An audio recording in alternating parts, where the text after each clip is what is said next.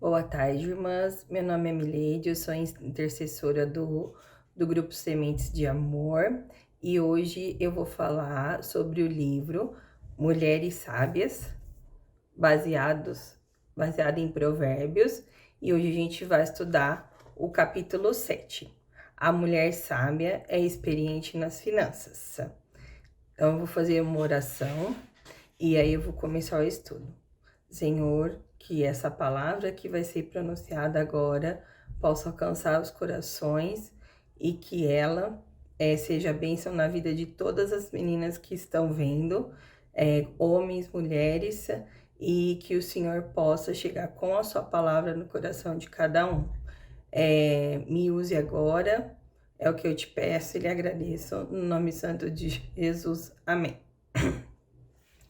Bom, meninas, ela começa falando, né, pra gente que a mulher sábia uma dos atributos dela, né, na mulher de Provérbios 31, é que ela também deve ter interesse nas finanças da casa, né? Porque às vezes a gente acha, não, esse é um assunto do meu esposo, ele que cuida do dinheiro, ou se eu sou solteira, esse assunto é do meu pai, né? Mas o que ela nos ensina é que há sabedoria em a mulher saber como andam as finanças da casa. Por dois motivos, porque nós somos auxiliadoras, né, dentro de casa, e o segundo motivo é que se o provedor da casa vier a faltar, nós precisamos saber como que está a finança da casa. Então, onde estão as notas fiscais, onde estão os documentos, porque além da dor emocional, né, da perda de um ente querido, ainda ficam os problemas, como inventário e outras coisas. Então, assim, é importante a mulher saber das finanças da casa, né? Ela precisa cuidar de tudo? Não, ela não precisa, mas é importante ela ter o conhecimento da documentação, de como andam as finanças, principalmente para trabalhar como auxiliadora do seu esposo. Mas, como tudo na vida é difícil, né? Então, qual seria o modelo, né? Como a gente tem que fazer isso, cuidar das finanças, né? A Bíblia, ela não deixa um modelo a ser seguido. A esposa de Provérbios 31, 10, 31, ela tem conhecimento. Então, se a gente for em Provérbios e for olhar, ele menciona que essa esposa, ela acorda cedo, ela sabe lidar com a troca de mercadoria, fazer uma negociação de gado, ela sabe comprar um tecido, ela sabe produzir, ela sabe o preço do azeite, né? Então, ela não é uma mulher aleatória às coisas da casa. Então, a gente vê que o papel dela também é auxiliar, sabendo o preço, procurando qual o melhor preço e a melhor negociação. Aí tem um texto que ele diz aqui: semeia pela manhã a sua semente e à tarde não repouses a mão, porque não sabe qual prosperará, se esta, se aquela, ou se ambas igualmente serão boas. Eclesiastes 11:6. Então, o que ele quer dizer? Que a gente também tem que cuidar, plantar a nossa semente, né? Porque assim, o entendimento sobre o dinheiro é o que Deus nos dá. Então, nós somos mordomos do dinheiro que ele nos dá. Então, a gente precisa cuidar desse dinheiro, não como se fosse nosso, mas como se fosse de Deus, né? Então, por isso que é muito importante esse conceito. Às vezes a gente acha assim, não, eu trabalhei, né? Foi do meu sustento, mas não provém dessa forma. Provém o seu sustento, provém que Deus te abençoou pela manhã, você conseguiu levantar, teve saúde, conseguiu trabalhar, né? Para você ganhar aquilo. Então, tudo que a gente tem, nossa casa, nosso carro, nossas coisas, foi pela graça de Deus. Então, a gente tem que cuidar bem das coisas que Deus nos deu, tá? O segundo ponto, né, importante que ela menciona no livro é a questão do empréstimo, né?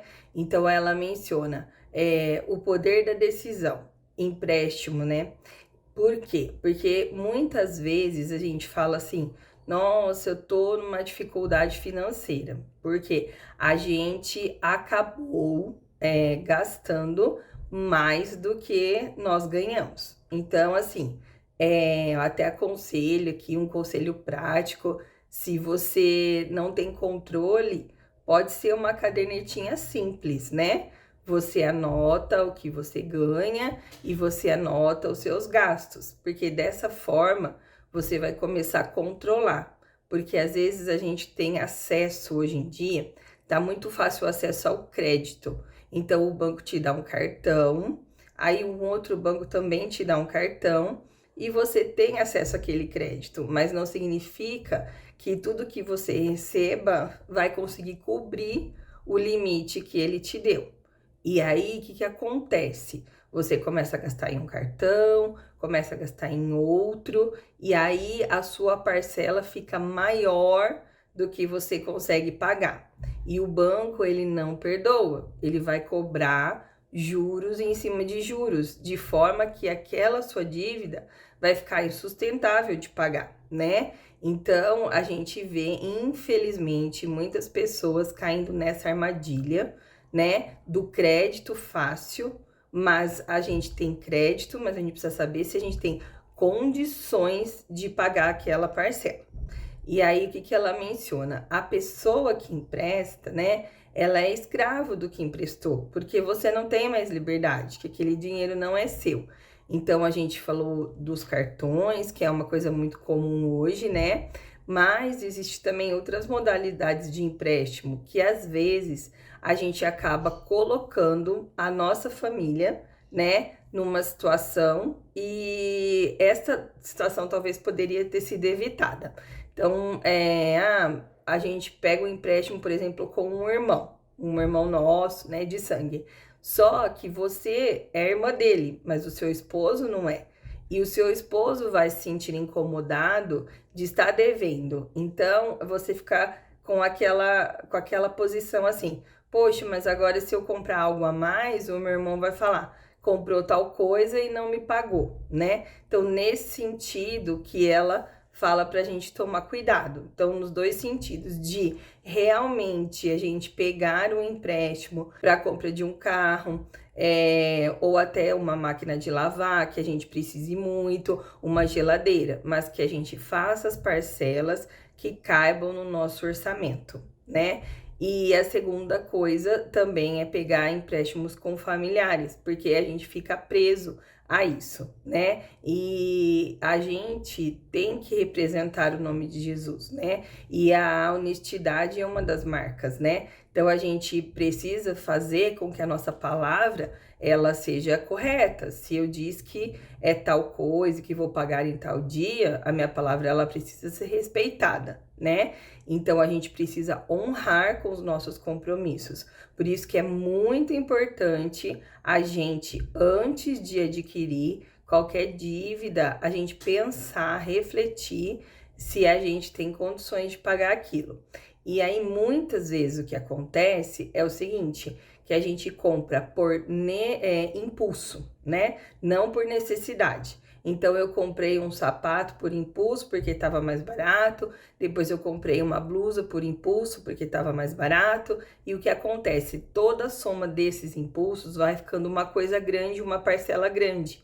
Então, você deixa de fazer o que é essencial, talvez o sustento da sua casa, um alimento, o pagamento de uma conta de água, uma conta de gás, em troca do supérfluo. Porque o supérfluo, ele atrai e é fácil e tem crédito. Então, vocês precisam tomar cuidado com essa armadilha. E como que a gente faz, né? A gente pede ajuda para Deus. Então, se a gente tem dificuldade em uma determinada área, principalmente na financeira, você pode procurar um amigo, uma pessoa que você sinta confiança para ela poder te ajudar no controle, né? Então, olha, eu não tô conseguindo, eu não sei como é que eu faço.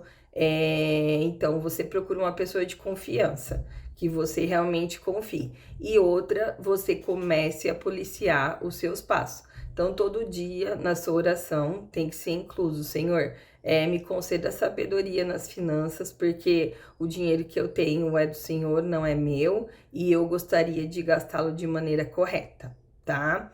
Então, esse é o segundo ponto que ela menciona, que é a questão do empréstimo, né? Então, pra gente tomar cuidado. Bom, Mileide, eu já tô toda endividada, né? Como é que eu vou fazer? A gente tem várias pessoas, né, que elas oferecem liquidação. Então, se você for às instituições que você deve e aí você tentar negociar, talvez você consiga negociar aquela dívida e a parcela diminua. Então, eu aconselho você fazer um ajuste de cada vez, né? E começar já a separar aquele valor que você se comprometeu. Porque não adianta você fazer a negociação, ir lá e depois pegar outro empréstimo, tá? Outra coisa que ela menciona é a questão do como a gente vê o dinheiro. Então, a gente fala assim, se eu tivesse uma casa num condomínio fechado, eu seria mais feliz, né? Mas, com o dinheiro, quanto mais dinheiro você ganha, mais preocupação você vai ter. Então, você vai deixar de ter uma vida simples. É errado a gente trabalhar, lutar, estudar para ganhar dinheiro, não, de forma nenhuma. Só que a gente tem que ter isso em mente. Quanto mais a gente tiver, mais tempo da nossa vida nós vamos ter que demandar em administrar aquilo, né? Então, o contentamento, ele tem que estar nas pequenas coisas. Não é porque a gente vai ter algo, né? Se vou ser feliz quando eu tiver tal casa, vou ser feliz quando eu tiver tal carro. Não. Porque se a gente age dessa forma, significa que hoje a gente está entendendo que Deus não está nos dando o suficiente. E Deus nunca erra. Ele sempre nos dá o suficiente, né? Então, a gente tem sim que trabalhar. Desculpa, em Provérbios ele menciona, né? Da formiga, ele dá o exemplo da formiga que ela não tem chefe, ela não tem nada e mesmo assim ela sai e trabalha, mas para o seu sustento, né? Então, a gente tem que pensar nessa forma. Então, às vezes a gente não se vê contente com as coisas que a gente tem, mas isso também é um pecado. E como Deus vai nos abençoar com mais, se no pouco que eu tenho hoje eu sou ingrato, né? Então, ela menciona também a questão da ingratidão quanto às coisas que a gente tem. Que a gente tem que ser grato em qualquer situação, da forma que a gente tem. E aí é errado eu pedir em oração, Senhor, preciso de tal coisa. Não, você pode pedir, mas é assim, vamos tomar cuidado, né, na nossa oração. Como que tá a sua oração, né? A sua oração tá uma lista de pedidos de supermercado ou não? Ela tem agradecimento, ela tem gratidão, né? E eu acho que isso que é importante. Então, outra coisa que ela menciona é a questão da gente correr atrás de conseguir coisas, né? E deixar o principal, que é o alimento da alma, que é Deus. Então, esse é o segundo ponto que ela menciona. Outra coisa que ela também fala pra gente ficar muito atenta é com a questão do dinheiro fácil, né? Então, às vezes as pessoas falam assim, nossa, mas eu fui enganada, né? Me passaram para trás. E vem uma pessoa, me abordou com um bilhete de loteria, isso tem ocorrido, vários golpes, tem pessoas especialistas que eles são bom de fala, de dicção e acabam enrolando a gente. Então, ela menciona, olha, gente, com dinheiro fácil, tome cuidado. Então, não é correto, por exemplo, você comprar um bilhete de loteria e deixar de pagar sua conta de gás, porque você acha que você vai ter aquele dinheiro fácil, né? Então, não é assim que a Bíblia ensina. A Bíblia nos ensina que o nosso sustento, que as nossas bênçãos, os nossos bens, eles vêm pelo trabalho e pelo trabalho duro, árduo e honesto. Não existe outra forma. A Bíblia nos ensina a construir a nossa casa sobre a rocha. E sobre a rocha é no exemplo de Jesus. Sem trapaça, sem mentira, sem enganação, com nota fiscal, né? Então, assim, sem o jeitinho brasileiro. É isso que agrada a Deus, é dessa forma que tem que ser. Outro ponto aqui que ela também menciona no livro é a questão que eu já falei um pouquinho, mas é que Deus, ele olha o nosso coração.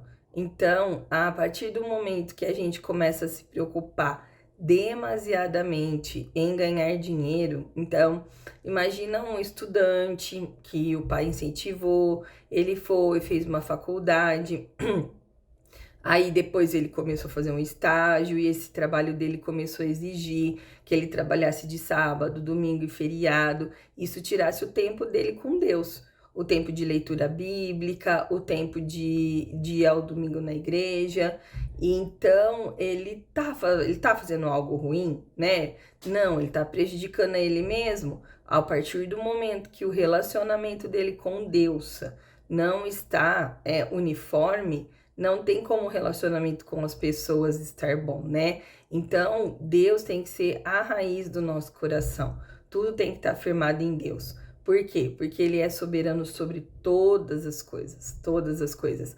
Hoje, a gente tá aqui, pode ter um carro, uma casa, amanhã a gente não sabe o que pode acontecer. Por isso que o nosso coração tem que estar firmado em Deus, né? Se formos também cometidos por uma doença, algo grave que esteja acontecendo, nada disso vai ter importância, né? Não vai ter importância o seu carro, não vai ter importância a sua casa, mas o seu relacionamento com Deus vai ter importância.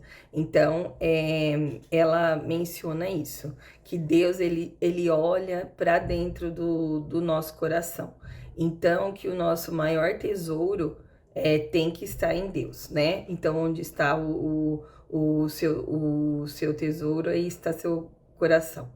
E aí, o que ela menciona também aqui, né? Que só Deus merece a nossa confiança. E de todos, né? De todos, assim, os perigos que a Bíblia menciona, o pecado do orgulho, eu acredito que seja o pior, porque ele nos afasta de Deus, mas também o dinheiro. Por que o dinheiro? Porque o dinheiro, ele dá uma falsa impressão de segurança, né? Então, você imagina que tendo dinheiro, você pode comprar as coisas, ter as coisas, mas não é isso, porque hoje você tem dinheiro e amanhã você pode não tê-lo, né? Então, um dos pontos que ela nos chama a atenção é tomar cuidado com o dinheiro, porque ele traz uma sensação de falsa segurança, que pode comprar tudo, mas nós somos todos iguais, viemos iguais, perante Deus nós somos todos iguais e temos o mesmo valor, não importa se você tem dinheiro ou não tem dinheiro. Por isso que a gente precisa cuidar do nosso coração, e o nosso coração tem que estar firmado em Deus, e tomar cuidado com a armadilha de quando que a gente está deixando Deus de lado e buscando mais dinheiro.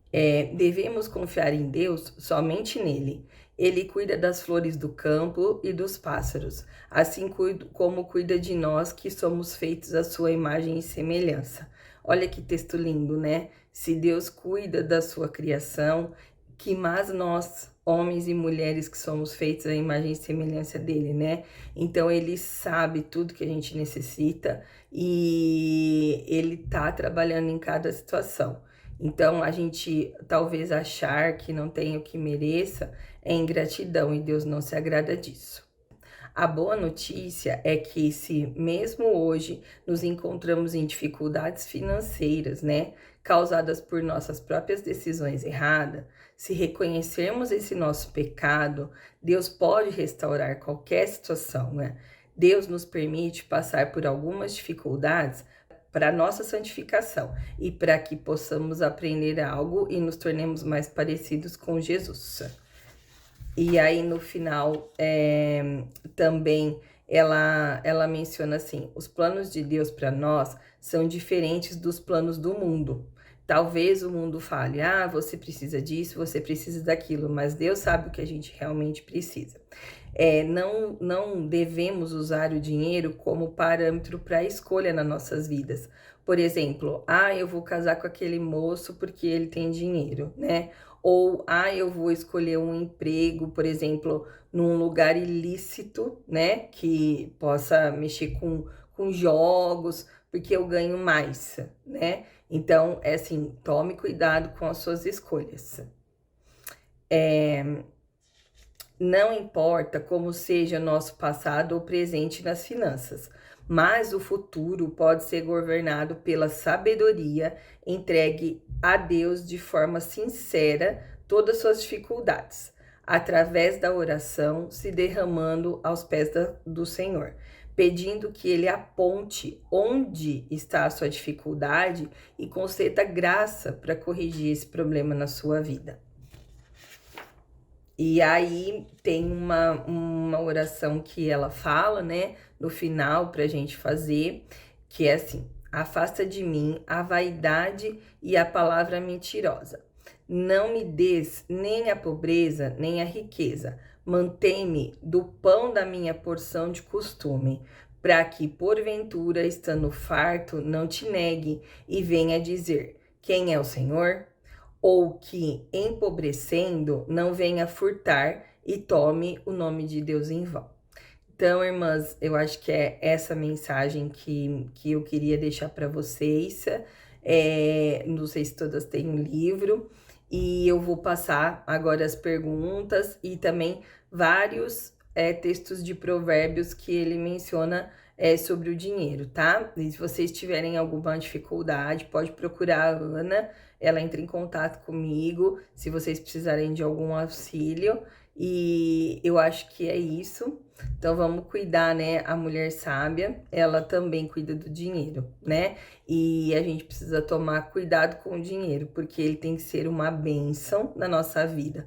O dinheiro que Deus nos dá tem que ser usado para ser bênção para nós e para nossa família, não para nos afastar dele, né? Então, sempre pensando em fazer o correto. Tem até uma questão: será que tal coisa é pecado? Então, se você já tem a dúvida, não faça, né? E se paute na palavra de Deus. É isso que eu queria deixar para vocês. Um beijo no coração de vocês e espero que Deus abençoe vocês imensamente e possa auxiliá-las nessa área, tá bom?